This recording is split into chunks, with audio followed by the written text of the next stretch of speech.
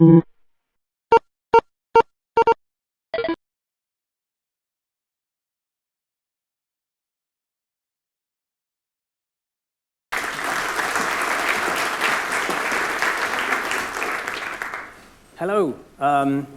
Sounds all right? Everybody can hear me? That sounds good. Excellent. Thank you for coming and listening to me probably waffle for the next 20, 25 minutes or so I think we've got. I'm here to, let me set that away, wavy bear. Nice start.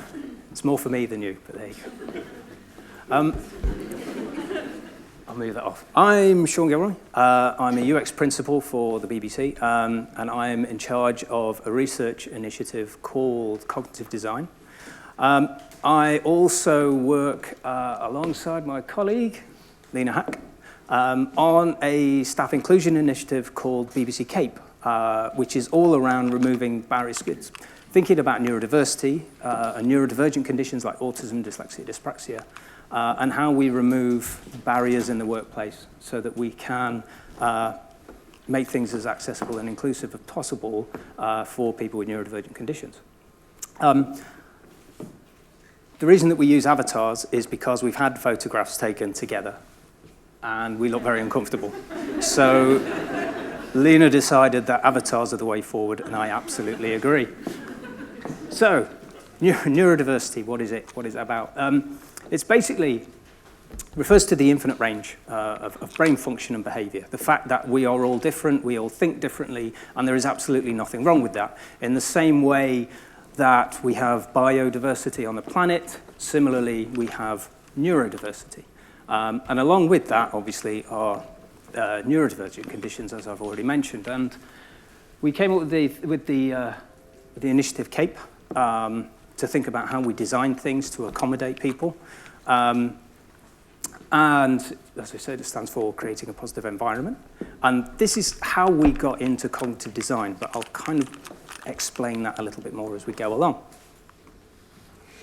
So we started thinking about, we started talking about the idea of neurodiversity with Colin Burns, who was the chief creative officer at the BBC at the time. And he was interested in this concept because of not so much making the accessibility side of things, but flipping it around and looking at the positive attributes. And a lot is known about kind of the technical abilities within neurodivergent conditions, but there is an equal and substantial amount of creative ability within these conditions as well. And this was interesting to Colin because he was thinking about his creative strategy within the BBC's UX team. And he started talking to us, and we started having to think about, well, how do we apply this? How do we think about creativity or neurodiversity as part of his creative strategy? And as part of that research, as we were looking around, we started finding a few things that started us along this path to cognitive design as it became known. And one of the things was this quote from a guy, Todd Simmons. Sounds very important. I haven't actually met him. And I realized that while I was pulling this presentation together, so I am going to make an effort to get in touch with the guy. But he basically says, if everybody does the same thing in the same way, with the same methodologies and tools, with access to the same research data, what's the difference in what we make? Where are we going with this? And we thought that kind of resonated because we were talking about those positive aspects of people coming in who could think differently and would perceive challenges and tasks differently and find different solutions. We also started thinking about the challenges that Colin was facing and within our organization. So it's become recognized that with the ever-changing pace of technology, that the ability to innovate is becoming crucial for organizations to keep pace and to be competitive. And the BBC is no different to anybody else in that. We have to think about what's happening and where we're going, and we have to continually innovate the products that we have. Equally, we were thinking about the creative solution, the methodologies and the tools that people use. And we were starting to think that actually maybe we're getting to a point of a status quo. They're not really evolving, they're not changing. It's more an iterative step process. So they've served everybody with great purpose and great functionality, and they still do. But it's kind of where are they going, what's happening? Referring back to the quote that we had previously from Todd Simmons. And that kind of led us to thinking, okay, maybe we're heading for a potential, an emerging crisis within this creative creative field, the creative methodologies. If we're all getting to that same point and the same place, where's that change going to happen? How are we going to continually innovate? And that basically cemented our thinking around this is how we moved from that staff initiative, which is still going. And we started along this process of thinking about cognitive design and what that meant. And because we were talking about cognition, instantly we went to neurosciences, cognitive psychologies, and the advances in research that are going on, especially with kind of, the explosion around artificial intelligence. People are increasingly more interested in how we think and what we think, and how the brain functions and works. So we think if we understand this better, if we look to apply neuroscience, we can design things that meet user needs better because we understand more of not just the what, but the why. But interestingly and equally, it's kind of a bit of introspection as well. We're not just focusing on kind of the neurosciences applied to our audiences or to the user. We're thinking about what does it mean for us, for our staff, for where we are. How do we, what's the impact for them? How can we UX? And that started as a kind of along a line of thinking. And this is something that we started 12, 18 months ago now. So we're still at the beginning of this research. But we think increasingly there is something in here. So we started looking into the neuroscience of things and kind of thinking about, well, what is there to learn?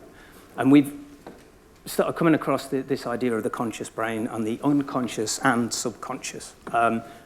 It's just unconscious and subconscious doesn't look as good, so I just used the one.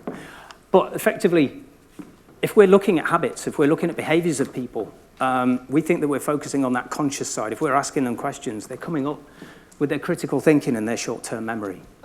But we realize that really only accounts for 5% of what goes on in somebody's brain. The 95%, whoops, sorry. There we go, I'm getting eager. I shouldn't have put transitions in here, I knew I should have taken that. So we're thinking about that 95% of what happens is in that unconscious and the subconscious side of things.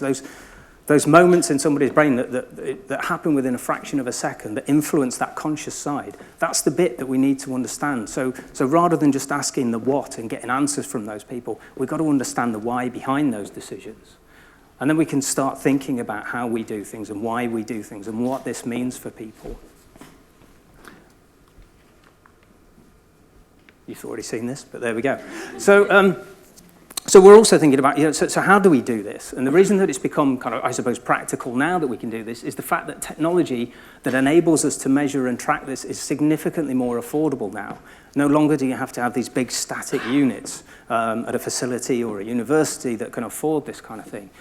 There's wearable tech now. You can measure electrical impulses from the brain with wearable tech that can communicate kind of wirelessly, so people are relatively unencumbered. We've got advancements in virtual reality, so we can put people into places.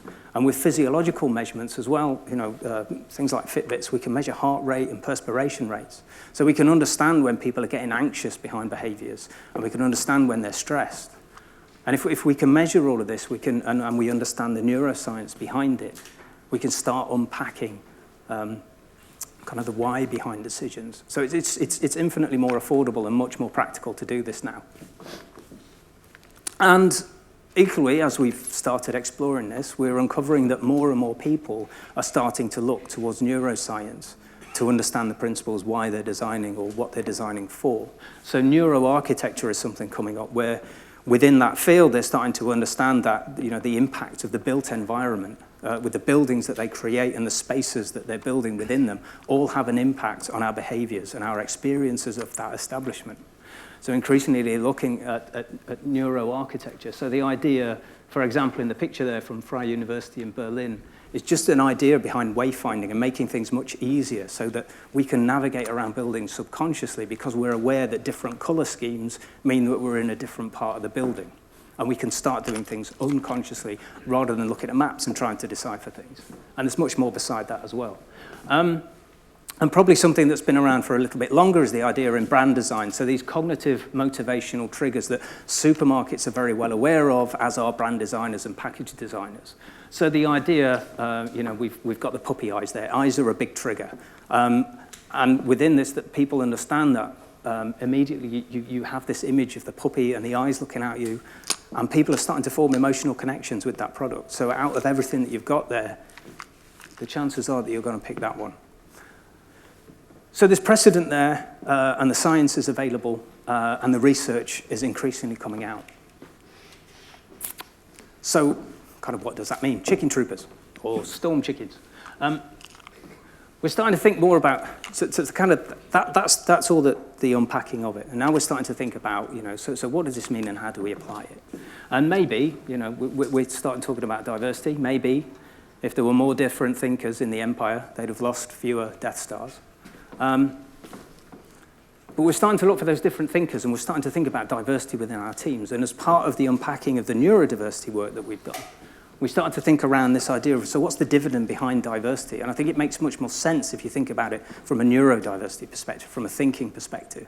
Because basically what diversity is giving you is different aspects of experience and emotion, different perspectives. We've all got different backgrounds, social backgrounds, cultural backgrounds. We all live differently and we see things differently. So it's really important that we have teams that reflect that and that we're able to rely on those teams. And if we get those different perspectives and we think about what is creativity and how are people creative and how do we put them in environments that are creative, then we can start thinking about how we innovate and how we continually keep competitive against an increasingly competitive market. So diversity of thought is a big part of what we're doing as part of thinking about cognitive design, not just from the outside perspective and looking out, but in terms of who we are and how we do things. And as part of that team dynamic, we're thinking about culture within the team as well. And we're exploring this idea of cognition and creativity. So this is a research partnership. We're funding a PhD alongside the University of Salford. And we're starting to explore and unpack this idea. So at the moment, we have all these tools around ideation and kind of creating or creativity and how do we help people be creative. But it's a bit of a one-size-fits-all package. And we know from the work that we've done on neurodiversity that people think differently and feel differently. It's exactly the same thing as we all have different preferences for how we work and where we work. Sometimes you want a noisy environment, sometimes you want a quiet environment, depends how hot or cold it is. So we're thinking about all of these different triggers in terms of how do we make people work effectively together and how do we recognize the spiky profiles that individuals have so that we can make the most of their abilities. So we're looking at impacts of environment, individual or group tasks, what do people prefer? Are people more willing to share ideas in small groups or big groups or not at all? We're thinking about, kind of systematic or unconstrained or convergent and divergent thinking, modality, kind of the inputs that people prefer. The idea of stress and tension is an interesting one. So research has shown that tension is important and it helps us be more creative. We're much more likely to get that spark moment when there's some tension there. It's I suppose, the easiest analogy is that idea that you start a project with 3 months to go and everything's dead easy. The night before, it's total panic, let's get it down. But too much tension the night before, and it turns into stress, and all that creativity dissipates, and it all disappears. So there's no point stressing people out, but there is a reason behind the tension. So this is a piece of work that we're doing to understand kind of team culture and team dynamics from a cognitive perspective.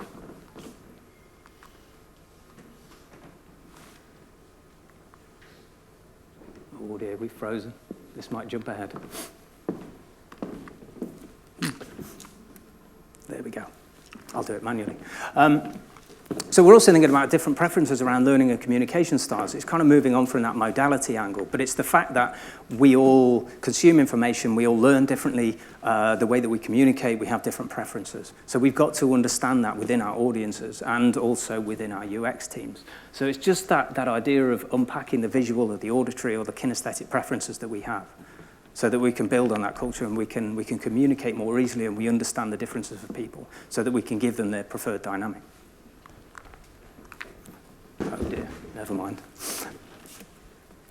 There's a space dog. Again, that's more for me than you. I just like the way he floats around. So this is kind of unpacking the idea of environment and why it's important and what's safe and what isn't.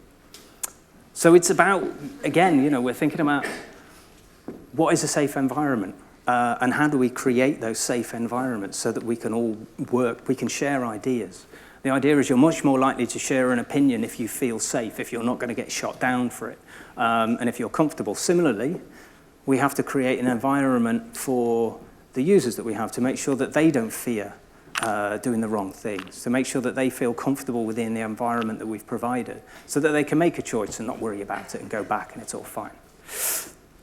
So we are thinking about the spaces, as I said, and where people work, and it's kind of building more upon that cultural element of how people work together. And as part of that, it is understanding, and in fact, kind of part of the objectives that we have within UX already recognize the fact that play is important. If we want to innovate, we have to get rid of this fear of failure. It's something that we kind of intrinsically build it in right from kind of early education and school, the idea of there's a right or a wrong answer. And we've lost this ability to play, and it moves all the way into work as well. And there's got to be, as I said, there's that is it stress or tension? And we can't be afraid of failure if we want to innovate. We've got to work out how things don't work before we can work out how things do work. So that's just something I wanted to get in there as well, in terms of the importance of being able to play and thinking about that spare time that we give people. I also wanted to discuss, so we've done some direct studies research with Sigma. And this is building on some of the neurodiversity work. So we've actively engaged neurodivergent users. So it's something that we think hasn't been done before. There's a certain section of the community that we've targeted, and we've asked for their experiences with TV media content. And the reason that we're looking there is because if we understand in this kind of one end of this cognition spectrum, if we can understand what those triggers and behaviors are, there are implications and there are benefits that we can share then with the rest of the community.